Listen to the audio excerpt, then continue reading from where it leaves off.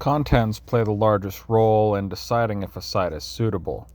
Much tradecraft development sought to miniaturize contents to fit in more places, so operatives can easily pass them securely, but sometimes that is not possible. While true, the advents of technologies have expanded the capacity of containers while shrinking their size, not every society has the material wealth to capitalize on such technologies. The principal is still very much limited to the people with which he interacts. However, the more impoverished the society, the more rural it is. Significantly larger and more cumbersome contents are more easily hidden in the rural than the urban. Emplacement and retrieval dictate the behaviors while servicing the drop. The smaller the container, the more options the principal has and the more secure the drop. If the container is the size of a pack of gum, then it is much easier to conceal on the person. The principal will have more places to conceal it at the location, making service much quicker and thus limiting the risk of others seeing the drop. The larger the container, the more difficult the service will be. Larger containers need better concealment containers when the principal or resident emplaces it, which means the principal needs an even larger concealment device during transportation.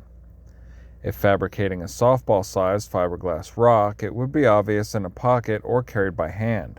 The principal may need to carry it in a pack, which means loading and unloading will take longer and show more extravagant movements. This means the site needs more seclusion. If using a toss, then it may be easier to emplace the contents, but will be much more difficult and time-consuming to retrieve the drop, unless the resident tosses it into a vehicle like a brush pass of sorts. The best way of executing a toss is behind some natural screening around a bend in a secluded area, like a road in the rural or around a building in tight, narrow streets. Retrieval will be difficult and will need to have enough time without anyone else in the area. The resident travels to the loaded or unloaded signal site next. It is often near the drop site itself, like just after clearing the obstruction of the drop site, where the principal regains command of the resident. Being that the principal is watching the resident, the signal needs neither to be persistent nor technical. A simple behavior or casually displaying an article will suffice. If the principal is transferring contents to the resident, then the principal loads the drop before supporting the resident's counter-surveillance.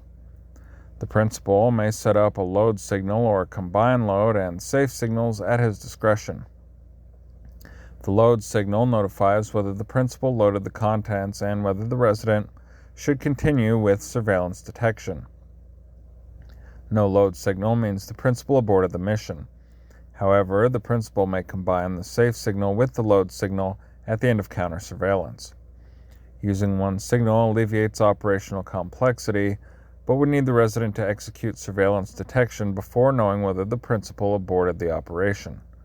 Conversely, having separate signals could save the resident's surveillance detection route for another time.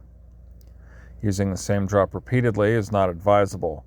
While professional intelligence agencies did this in the past, it has also led to compromise. However, sometimes the routes are very strict and their options limited.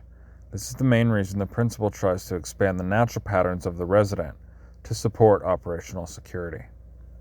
Preparation is the next phase after selecting a proper site.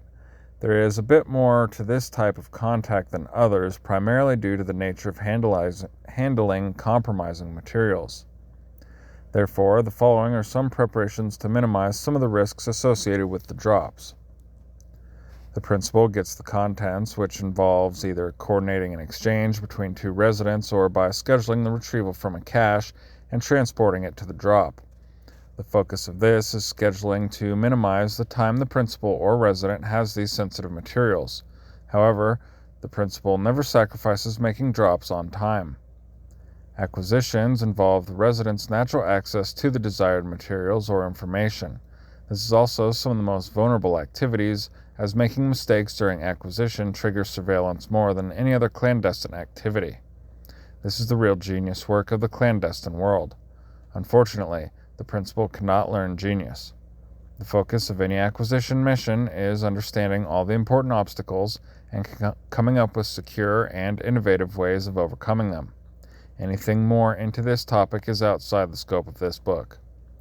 Prop acquisition is the sole responsibility of the principal to ensure that those who need them have them. In terms of drops, the principal uses props to conceal materials in transit. These should fit the resident's natural patterns and articles normally carried. If the parties will exchange a prop, then the resident needs to carry an empty prop and exchange it for a loaded one. If the necessary props are not natural to the resident, then his patterns need expanding with a suitable catalyst. It is best the resident obtains a prop organically in that he buys the article just as any other person. Special props, which the principal must change to fulfill a special purpose, should come from common channels. The principal and resident should get identical props, one of which the resident will have as a cover prop, and another the principal will change into an operational prop. The principal may set up a contact to exchange the cover prop for the operational prop if the resident will load the operational prop. Containers serve two purposes: to protect from the environment and to conceal from casual passerby. One container could satisfy both purposes, or the principal may decide to use two. Depending on the contents, water and shock could very well damage the items inside if left outside for any duration or if conducting a toss. Therefore, the principal should package contents in a way that will protect them. Regardless, the principal must test the container thoroughly to ensure that the exchange will not destroy the contents inside. Concealment does not necessarily have to be perfect, but the better it is, the safer. However, the level of craftsmanship must not be prohibitively high to be successful. There are two ways a concealment device hides in the environment: either independently, like rocks or trash, or dependently, like within, upon, beside, behind, or under a final reference point. When designing independent containers, they must blend by appearing to be just like any common thing, but still offer some distinguishable characteristic that will allow the user to know it is the operational one. This does not have to be tricky. A fake fiberglass rock's weight will give it away. It can also be the container's position in relation to a reference point. Whatever the principal decides, it must be unique enough to find easily and without error. When designing a dependent container, the principal does an exemplary job at casting the object which the container will match, if any part of it is visible from normal traffic. Human eyes are exceptional at finding inconsistencies in an otherwise consistent appearance. This can be a shiny finish among a dull backdrop, the slightest differences in shade or pigment, or a matter of fresh versus worn. However, the principal can mitigate these risks by selecting a site that has poor lighting, sharp contrast, or much clutter. The recipient may find these containers by a detailed description of their location in or around the reference point. The principal considers the position the container will stay in waiting. In the rural, this is laying on the ground near a reference point and has some abnormality that will draw the observant recipient to it. However, placing drops on the ground is not always wise, as bending over to pick something up may draw attention or take time. Historically, the use of magnetic boxes affixed to the bottom of a steel telephone booth shelf or hooks to hang a matchbox from a radiator were common. If the principal places the container at a natural height where the recipient does not have to put himself in an unusual position, then it makes the service quicker and more secure. Instructions for drops are more detailed than making direct contact. The principal can divide direct contact instructions into digestible sets. For example, the first set is communicated in the earlier contact, which gives all the steps and behaviors for the resident to get to the initial contact. Then, at the initial contact, the next set is given to make the primary contact, and it repeats again. With drops, the principal passes all steps and behaviors to the resident at once. Specific instructions include the following. The route will include both the method of travel and the reference points to guide the resident to the drop. First is often naming an initial reference point, which is a commonly known point, to orient the resident to the area. Taking into consideration the resident's normal means of travel, the principal describes how the resident will arrive to the area and where he will transition from a vehicle to foot. Then, using a series of distances, directions, and reference points, the principal describes the path the resident will walk to the final reference point. Pinpoint locations are specific locations out of normal view. These relate to the final reference point. If dependent on the final reference point, then the container is on, below, behind, around, or within this point. If the container is independent of the final reference point, then it is some distance in direction from the final reference point and another prominent point, like the ground, ceiling, walls, or other natural features. An example is backside near the rear right corner of the refrigerator, approximately 4 inches above the ground. The container description will either be its construction or for what to look. When describing a container for retrieval, the principal only describes it enough to distinguish it from other objects. It can be as simple as a green matchbox on a hook. However, if something like a fabricated rock among real rocks, then the principal describes the approximate size, color, and the distinguishing feature built into it. The principal will derive the construction of the container from the casing, the desired characteristics, materials, size, shape, color, attachment method, distinguishing feature, and so on, how to source the materials and supplies, and how to test it. Again, if it is too complicated, the principal builds it for the resident, which has a way to insert contents into it, and he passes it to the resident in a drop. Time schedules are more about when the principal expects the resident to arrive in the area and how long it should take him to get to the drop, service it, and leave the area. The principal must know very well how quickly the resident moves. The principal does not schedule waypoints and actions which make the resident appear uncomfortable, unnatural, or unusual to others. If the resident is a slow walker, the principal does not try to rush him, but plans the mission around his limitations.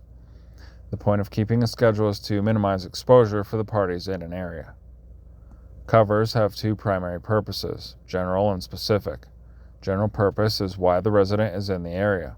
The principal decides where, when, and why the resident is going where he is. Specific is the little deviation behind some obstruction or momentary pause to service the drop. Examples include tying his shoes, fixing his undergarments, lighting a cigarette, blowing his nose, using his phone, and so on. Security considerations are either those activities that will draw attention, areas to avoid, or specific characteristics that would constitute warnings. Examples include loitering in the presence of service staff, passing by a concierge desk, another paying attention to the resident, or someone in direct observation of the drop. Signals can either be technical or non-technical in nature, but will depend on the resources available to the resident.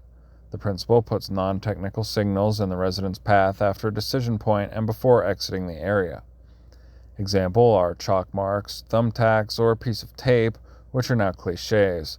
However, signals can be most anything that is easily modifiable or complemented, sturdy, and is only obvious to someone who is looking for it. This can be leaning a stick against a tree, a pattern of rocks, a tied ribbon, the presence of chewing gum, and so on.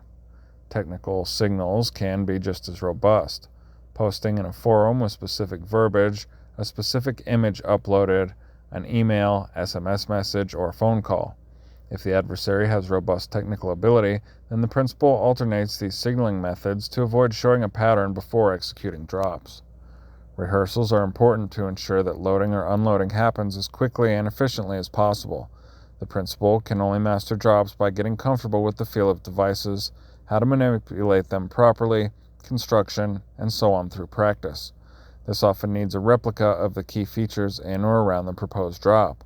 If the container needs hung, then the principal models the object and obstacles around which he will hang the container. If the resident will construct the container, he must get those materials and supplies to practice and test. The resident practices the steps of execution under the principal's supervision so the principal can spot and correct flaws before executing the drops in the field. The key points to take away from this chapter are understanding when using a drop is proper, less permissive environments, normal behavior, practice in fluidity is of higher importance than cover, and much planning and preparation is needed for communication than other means of contact.